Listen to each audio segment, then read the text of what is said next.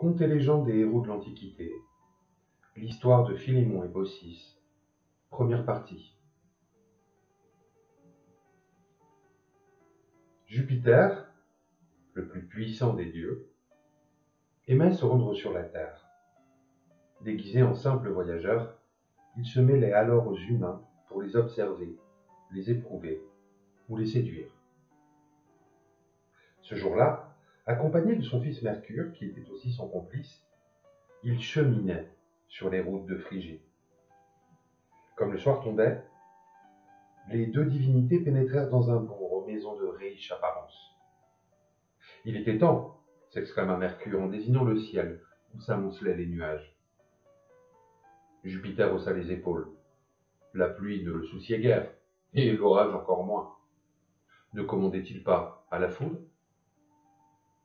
« Eh bien, s'exclama-t-il, voici un village qui me semble prospère. Voyons si leurs habitants nous offriront le gîte et le couvert. »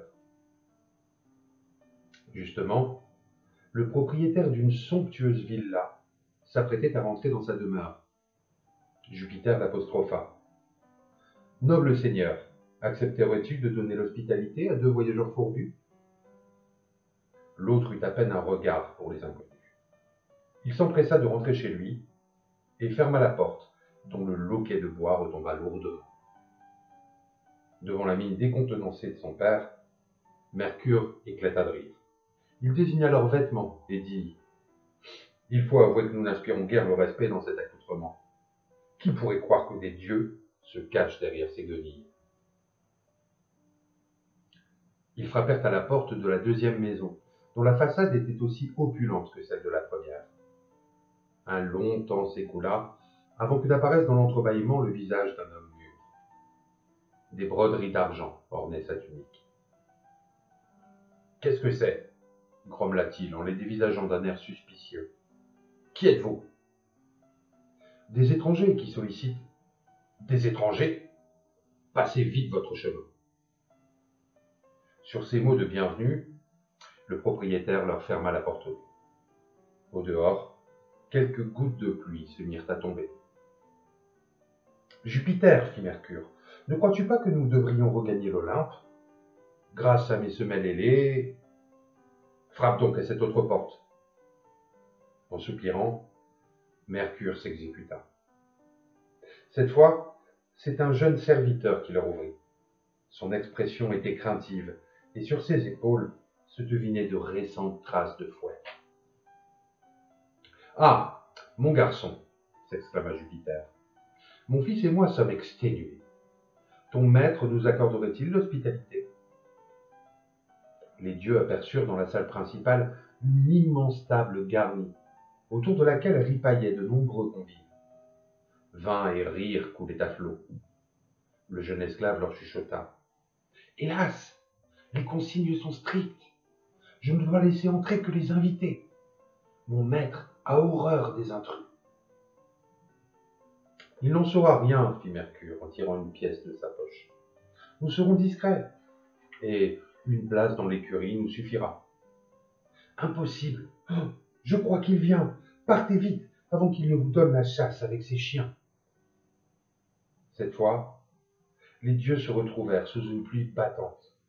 « Mon père, protesta Mercure, pourquoi nous entêter ? Revêtons au moins de meilleurs habits. Faute de provoquer la compassion, nous inspirerons confiance. » « Pas question. J'aimerais savoir jusqu'où peuvent aller l'égoïsme et l'arrogance des gens de ce village. » Au bout d'une heure, ils furent fixés. Aucun des habitants du bourg ne les avait invités à entrer. Parfois, on s'était contenté de les interroger derrière la porte fermée avant de leur ordonner d'aller voir ailleurs. D'autres fois, bien que des lueurs et des voix indiquassent que le logis était habité, ils n'avaient obtenu aucune réponse à leurs appels et à leurs coups répétés. Jupiter était ulcéré. Il fulmina. « Comment punir ces malotrus ? En attendant, nous sommes trempés. Rejoignons l'Olympe. » « Attends, il reste encore une dernière maison. » « Tu veux parler de cette méchante masure à l'écart du chemin ? Vois, Une faible lueur filtre par la fenêtre. Ils s'approchèrent et frappèrent à nuit. Un couple de vieillards leur ouvrit. À en juger par leur mine, ils ne devaient pas manger tous les jours à leur faim. Mais leur visage exprimait la douceur et la bonté. La femme, soudain inquiète, leur dit aussitôt : « Malheureux, dehors sous la pluie, à cette heure, vous allez attraper la mort. Entrez vite vous sécher. » Les dieux déguisés allèrent s'installer devant la cheminée. Le maître des lieux prit la dernière bûche d'un maigre tas de bois pour la jeter dans l'âtre et ranimer le foyer. Jupiter désigna à son fils l'autel domestique tout proche, où avaient été déposées des offrandes, signe que ces humains honoraient souvent les dieux. Quand vous serez réchauffés, dit leur hôte en désignant la table, vous viendrez partager notre repas. Malheureusement, il sera modeste. Nous n'avons qu'un peu de soupe et du pain à vous proposer. Baucis, veux-tu ajouter 2 bols ? La vieille femme obéit, tandis que son époux partageait la miche en 4, réservant les plus grosses parts à leurs invités. « Philémon, s'exclama-t-elle soudain, j'y pense, notre roi. » « Tu as raison, Baucis, répondit le vieillard en souriant. Nous hésitions à la tuer, mais c'est là une belle occasion. Touchés par l'obligeance de leur hôte, les dieux voulurent le retenir, mais il était déjà sorti. Quand il revint, il tenait par les pattes une oie aussi maigre que leur propriétaire. L'animal, qui devait comprendre ce qu'il attendait, gigotait en caquetant désespérément. Jusque-là, Jupiter et Mercure n'avaient pas réagi. D'un commun accord, ils décidèrent de révéler leur identité. Ils troquèrent d'un coup leurs défroques détrempés contre des habits secs et dignes de leur condition. Leurs hôtes n'avaient encore rien vu de ce prodige. Ils étaient bien trop occupés à courir après leur roi. Celle-ci venait en effet de leur échapper. Elle courait dans la pièce en voltant, et elle disposait de plus d'énergie que les 2 malheureux vieillards lancés à sa poursuite. Finalement, elle vint se réfugier entre les jambes des dieux restés assis.